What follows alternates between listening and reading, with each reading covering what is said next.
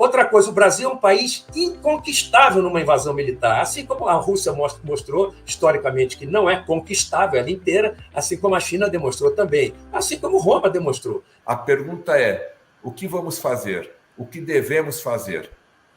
Olha, eu já estou meio idoso, vamos chamar assim, basta ver que vocês não têm cabelo branco, eu tenho, então às vezes eu me esqueço. Então, eu vou procurar me lembrar de tudo que eu estou pensando aqui, procurei um lápis, não achei para escrever, né? Primeiro, eu queria dizer o seguinte, o Brasil viveu muito tempo fora do eixo dos conflitos, entrou no eixo dos conflitos na Segunda Guerra Mundial, quis ser potência nuclear, saiu do eixo dos conflitos e adormeceu de novo. Então, o que é que eu acho? As lideranças de defesa, vamos chamar assim, têm que descobrir uma forma de mostrar à nação as ameaças que acontecem. Eles não podem criticar o governo, né? Não pode fazer uma declaração pública de crítica ao governo, mas pode dizer que há ameaças que nós temos, não precisa dar o nome. A ameaça é uma potência global, uma potência nuclear ou uma coalizão de potências que ameacem o Brasil para oferir alguns interesses vitais ou importantes que tem, então, senão também não vem. Uma forma que eu acho é o seguinte, por que o Congresso Nacional, onde tem a CREDEM e a CRE, né, Câmara de Deputados e Senado, não convocam os militares, porque o militar da reserva ele pode falar o que quiser, mas é muito bem tratado nas forças, mas o que ele fala entra por um ouvido e sai por outro, até porque as forças estão mergulhadas no dia a dia. Não tem lá dentro, tem centros de estudo estratégico, mas com muita gente da ativa, estão no dia a dia. Tem que ter gente de fora que fale isso, mas isso que eu estou falando aqui tem que ser repercutido por chefes militares da ativa. Se não puderem fazê-lo publicamente, então as comissões de Relações Exteriores e Defesa Nacional, que são os nossos representantes, em audiências reservadas com protocolo de confidencialidade, ouvir os militares da ativa, não para falar sobre o que é a política nacional, não para o discurso oficial, mas sim aquela opinião que ele tem sobre aquela situação, porque o país, a nossa nação, pagou o estudo desse militar durante 30, 40 anos para ele saber e procurar defendê-la. Já que ele não pode fazer isso publicamente, ele o faria numa comissão dessas, com todo mundo ali com protocolo de confidencialidade, e ele ia dar a opinião dele sobre qual é o problema, por exemplo, de os Estados Unidos, qual é o problema até de relações exteriores, podia ter o diplomata ali do lado dele. Então, eles ouviriam. O momento em que aquela CREDEM, aquela CRE, ouviu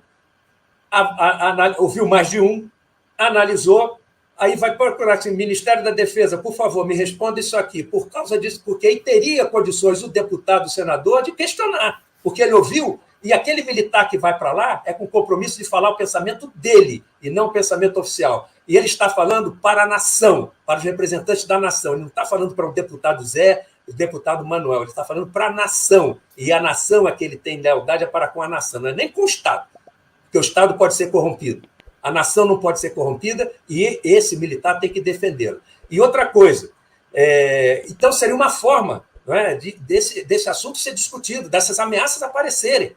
Outra coisa, o Brasil é um país inconquistável numa invasão militar, assim como a Rússia mostrou historicamente que não é conquistável ela inteira, assim como a China demonstrou também, assim como Roma demonstrou. Não há condições de conquistar um país baleia. No entanto, nós temos áreas do país que podem ser bloqueadas ou ocupadas temporariamente, não é ocupada definitivamente. Então, eu cito exemplo, a Amazônia não é uma área estratégica, é um continente. A Amazônia tem áreas estratégicas. De prioridade para a defesa, foz do Rio Amazonas e Roraima, porque se uma coalizão de potências, até com o mandato da ONU ou com o aval dos Estados Unidos, bloquear ou ocupar a foz do Rio Amazonas, Manaus acabou. Então, e não é para ficar ali. Eu, estrangeiro, ocupei a foz do Rio Amazonas, eu vou ficar aqui um tempo até vocês assinarem esse acordo aqui, eu vou deixar uma base aqui, vocês não vão perder um centímetro de território, mas para explorar os bens da Amazônia, a riqueza da Amazônia, vocês vão ter que cumprir esse acordo aqui, de modo que grande parte do bônus vai para eles e não fica para nós. E por que eu digo que é Roraima e é a foz do Rio Amazonas? Porque ali, logo acima, está o Comando Sul, na Flórida, está a Quarta Frota, está a OTAN. No Caribe tem vários países, ou várias ilhas, melhor dizendo, que são possessões da OTAN. A Guiana é um país muito ligado à Inglaterra e ela é um país fraco, que se for pressionado, acaba cedendo a passagem a uma força de coalizão multinacional que, se chegar à Foz de Roraima, lança uma operação militar lá na BR-174, que entra pelo sul de Roraima, e isola Roraima. E não é para ficar ali a vida toda. Ocupo e digo, vou sair daqui, vou deixar uma base aqui, vocês não vão perder um centímetro de território, mas vão ter que cumprir esse acordo aqui. Grande parte do bônus da exploração dos nossos recursos vão para ele. A Amazônia não vai ser invadida totalmente. Ela pode ser uma área ocupada ou bloqueada. A fronteira oeste só entra uma estrada que vem do Porto de Ilo, no Peru, e entra pelo Acre. Só uma estrada. Pela Colômbia não entra estrada, só entra rio. Como é que vai montar uma operação militar para ficar guerreando na fronteira contra um soldado brasileiro, soldado de selva, que é um dos melhores do mundo, se não o melhor, e vai ficar ali, o tempo que ficou no Iraque não vai resistir, vai ter que ir embora.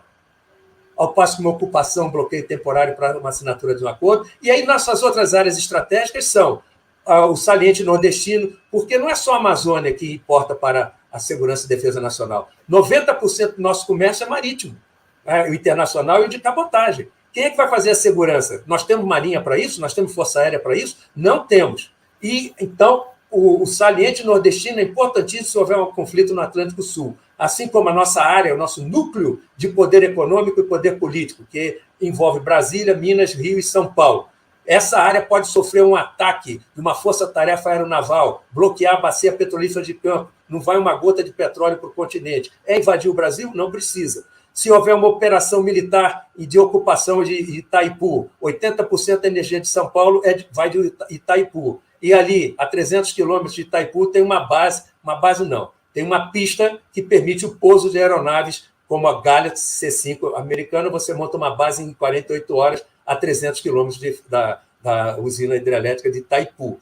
Então, é isso que pode acontecer no Brasil. Eu pergunto, é mais provável uma ação na Amazônia vindo pelo Pacífico, tendo que pedir autorização aos países hispânicos para atravessar e chegar em áreas periféricas da Amazônia, que não influenciam a área base, que é Belém e Manaus, e ter uma logística tremenda para atravessar os Andes e ficar ali no combate em plena selva. A selva em si é uma tremenda área passiva.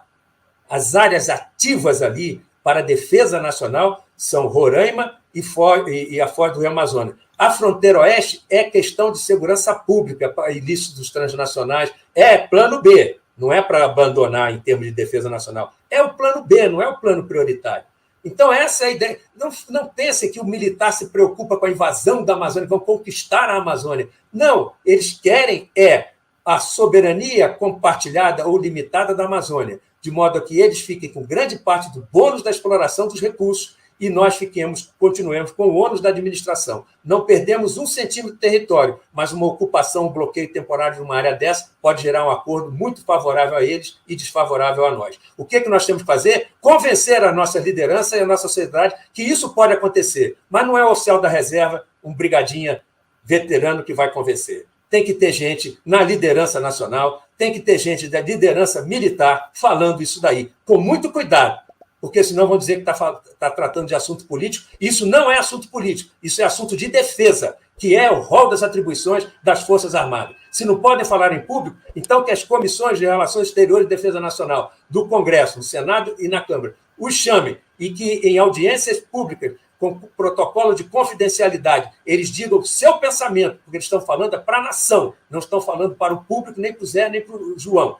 E a nação nos pagou 30, 40 anos para que nós lutemos em defesa dela. E não é só de arma na mão, não. É também com a palavra. Professor Luiz Antônio, a sua especialidade é estratégia. O que devemos fazer? Temos tempo ainda, professor Luiz Antônio? Sempre há tempo para mitigar danos, ok? A agenda foi bastante acelerada. Aqueles que acompanham o meu canal estão acompanhando esse jogo já há 2 anos, mas sempre há a oportunidade de mitigar danos. Observe bem, eu vou sempre mais para o campo das causas, porque se você conhece as causas, as consequências se dão naturalmente. Okay? Por que nós, enquanto país, teremos dificuldade nessa questão que o general colocou de sensibilizar as lideranças? Porque nós hoje somos um país fragmentado, polarizado ideologicamente, radicalizado. Nós não temos união nacional. nós não temos uma pauta de convergência nacional. Se o nosso país fosse um país unido, onde todos os poderes da República, né, se debruçassem sobre os interesses nacionais, deixando as divergências em segundo plano e convergindo para uma pauta mínima de união nacional, onde a soberania, os objetivos nacionais permanentes estivessem à frente, tudo isso naturalmente desembocaria em alguma ação nesse sentido. Nesse momento, eu tenho um ditado que eu digo no meu canal, que mais vale uma gota de prática que um oceano de teoria. Okay? Então, o que está acontecendo hoje no nosso país? O país foi dividido dentro daquela estratégia de guerra de quinta geração, os poderes estão competindo entre si, ao invés de colaborarem entre si, ok? Há uma disputa enorme de vaidades e de interesses, o poder foi diluído, e dentro desse contexto, essa sensibilização das autoridades para essa situação se torna bastante difícil, até porque aqui em Brasília, a maior parte do tempo eles estão apagando incêndio, e quando autoridades passam o dia apagando incêndio, elas perdem a visão do médio e longo prazo, eles perdem a visão estratégica para ficar apenas no tático e operacional. Então, para que o nosso país chegue a esse ponto, nós precisaríamos de um grupo ligado ao poder que pudesse pensar e implementar medidas, como acontece nos outros países, que tem poderes, grupos de poder paralelos ao governo, implementando políticas de segurança nacional. Nós não temos. A maioria das nossas autoridades, sejam militares ou civis, estão imersas nessa disputa nacional que hoje existe, impossibilitadas, apagando incêndio todos os dias, impossibilitadas de realmente pensar e implementar. Volto a dizer, não é pensar. Nós temos aí o projeto de nação, que o general Rocha Paiva esteve à frente aí com o Instituto Sagres, o Instituto Federalista e o Vilas Boas. Nós temos alguns centros de pensamento, mas uma coisa é pensar, outra coisa é a capacidade de implementar isso. Okay? Volto a dizer, mais vale hoje uma gota de prática que um oceano de teoria. Nós precisaríamos unir as lideranças em torno desse pensamento, o que hoje, infelizmente, não me parece muito factível. Teria que se criar um grupo para tornar essas ideias implementáveis, né? E o que hoje é naturalmente muito complicado. O general abordou a questão de bloqueios de áreas estratégicas, né, para forçar um acordo. Basicamente, é o que nós estamos vendo que a Rússia está fazendo na Ucrânia. A Rússia tomou a região do Donbás, Lugansk e Donetsk, agora desceu para Kherson, né, já tinha tomado Kherson, agora está descendo para Odessa, e já tinha tomado a Crimeia.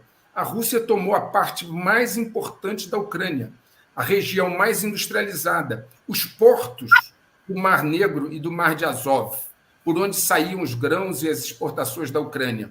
Então, quando ela terminar essa tomada de Odessa, e vai terminar, porque ela tem um poder muito maior do que a Ucrânia, e essa contraofensiva que a Ucrânia fez agora na região de Kherson não deu em nada, e a Europa e os Estados Unidos já estão ficando cansados de ajudar a Ucrânia, ela está aplicando exatamente essa estratégia, general.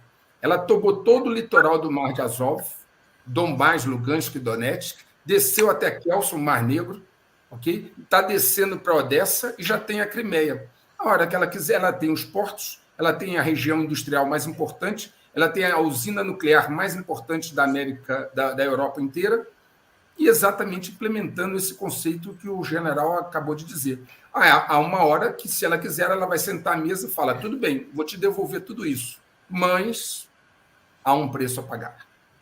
Eu quero dar um recado para você, profissional da área da saúde.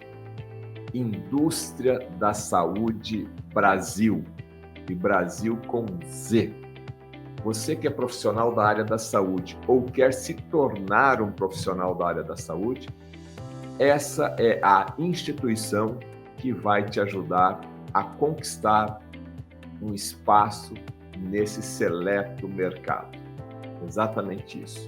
Você pode, a partir de agora, fazer um curso via ensino à distância por computador em qualquer lugar do Brasil ou até mesmo do mundo. Olha, a indústria da saúde do Brasil, ela tem alguns cursos que realmente valem a sua atenção.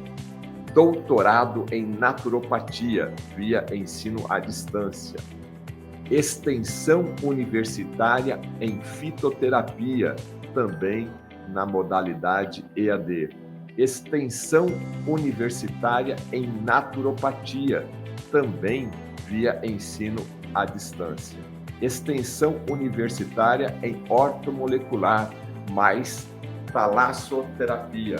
Tudo isso você pode acessar agora pelo site Indústria da Saúde Brasil, brasilcomz.com.br. Acesse e tenha mais informações. Inclusive, esse é o WhatsApp que você pode entrar em contato agora, de domingo a domingo, a qualquer hora, para ter mais informações. Indústria da Saúde Brasil, brasilcomz.com.br.